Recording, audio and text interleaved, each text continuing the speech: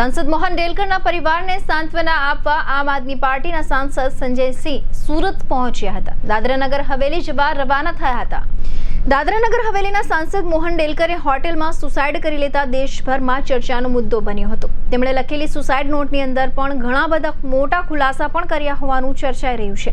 સાંસદે કરેલા આપઘાતને લઈને આમ આદમી પાર્ટીના રાજ્યસભાના સાંસદ संजय सिंह आज सूरत एरपोर्ट पहुंचा था। ત્યાંથી તેઓ દાદરા નગર હવેલી જવા માટે નીકળ્યા હતા। सांसद मोहन डेलकરના પરિવારને સાંત્વના આપવા માટે તેઓ દાદરા નગર हवेली पहुंचશે। देखिए, ये एक बहुत बड़ा मामला है और जो कुछ भी उन्होंने अपने सुसाइड नोट में लिखा है उसकी इंक्वायरी चल रही है, लेकिन जो बातें सामने आ रही है कि भारतीय जनता पार्टी के नेताओं से त्रस्त होकर उन्होंने ये कदम उठाया, जो बहुत ही दुर्भाग्यपूर्ण है। इतने लोकप्रिय नेता का आत्महत्या करके अपना जीवन देना, मैं समझता हूँ ये बताता है कि भारतीय जनता पार्टी के नेताओं ने किस कदर उनका उत्पीड़न किया होगा, किस कदर उनको मानसिक रूप से परेशान किया होगा और जिसके कारण उन्होंने ये फैसला लिया। तो मुझे लगता है कि अभी महाराष्ट्र पुलिस के पास इसकी इन्वेस्टिगेशन है, इसमें जल्द से जल्द न्याय होना चाहिए और जो लोग दोषी हैं उनकी गिरफ्तारी होनी चाहिए, उनके खिलाफ सख्त कार्रवाई होनी चाहिए। आम आदमी पार्टी क्या इस मौत को लेकर किस तरह से देखते हैं और किस तरह से आगे इस पर कोई? अब आज तो हम अपने साथियों के साथ वहाँ संवेदना व्यक्त करने जा रहे हैं अपनी, उनके परिवार वालों से मिलने के लिए जा रहे हैं। पार्लियामेंट का सेशन 8 तारीख से शुरू होगा और उसमें निश्चित रूप से, क्योंकि वो लोकसभा के एक सम्मानीय सदस्य थे, तो उनका मामला मैं राज्यसभा के अंदर ज़रूर उसको उठाऊंगा। और ये कोई सामान्य घटना नहीं है कि देश के सर्वोच्च सदन के सदस्य को उत्पीड़न के कारण, प्रताड़ना के कारण आत्महत्या करनी पड़े। तो निश्चित रूप से जब सदन चलेगा तो इस मामले को मजबूती के साथ हम लोग उठाएंगे। मैं आज दिल्ली के मुख्यमंत्री अरविंद केजरीवाल जी की ओर से और अपनी पार्टी की ओर से गुजरात के साथियों के साथ जा रहा हूँ उनके परिवार से मिलने और इस दुख की घड़ी में पार्टी की संवेदना व्यक्त करने। सीबीआई जांच होनी चाहिए इस पूरे मामले की? देखिए, सीबीआई जांच बगैर जुडिशियल मॉनिटरिंग के, मुझे लगता है कि उसमें भी अगर बीजेपी शामिल है तो बहुत निष्पक्ष जांच की आप उम्मीद नहीं कर सकते।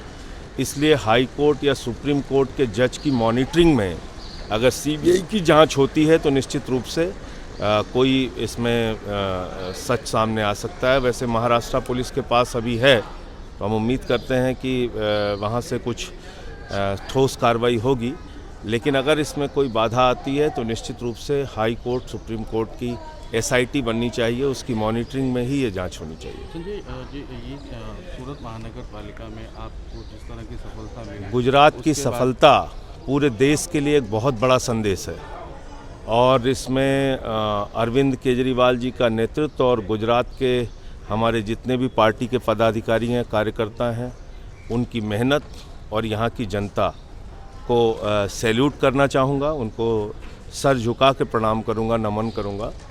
उन्होंने ऐसे वक्त में जब आम आदमी पार्टी की नीतियों को देश भर में स्वीकार्यता मिल रही है, ऐसे समय में जब दिल्ली के मॉडल की सराहना पूरे देश में हो रही है, गुजरात की जनता ने सबसे पहले आगे बढ़ के उस मॉडल को स्वीकार किया है और सूरत नगर निगम में अपोजिशन का जो दायित्व दिया है, विपक्ष की भूमिका निभाने का जो दायित्व दिया है, मुझे लगता है कि आम आदमी पार्टी बखूबी उसको निभाएगी।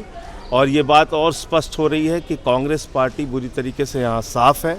अगर भारतीय जनता पार्टी से कोई मुकाबला कर सकता है, कोई इसको रिप्लेस कर सकता है, तो वो आम आदमी पार्टी है।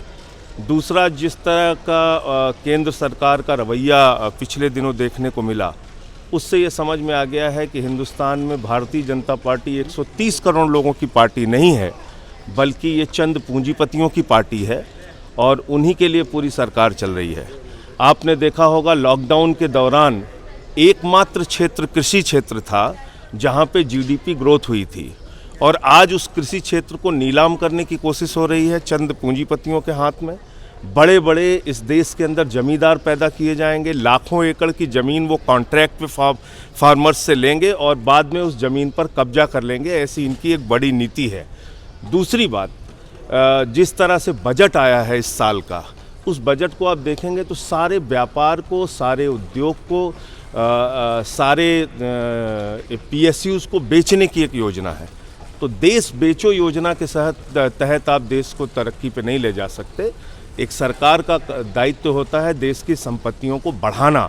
130 करोड़ हिंदुस्तानियों की संपत्तियां, रेल हो, सेल हो, कोल हो, सड़क हो, पानी हो, बिजली हो, स्टेडियम हो, BPCL हो, LIC हो, बैंक हो, सब कुछ बेचा जा रहा है।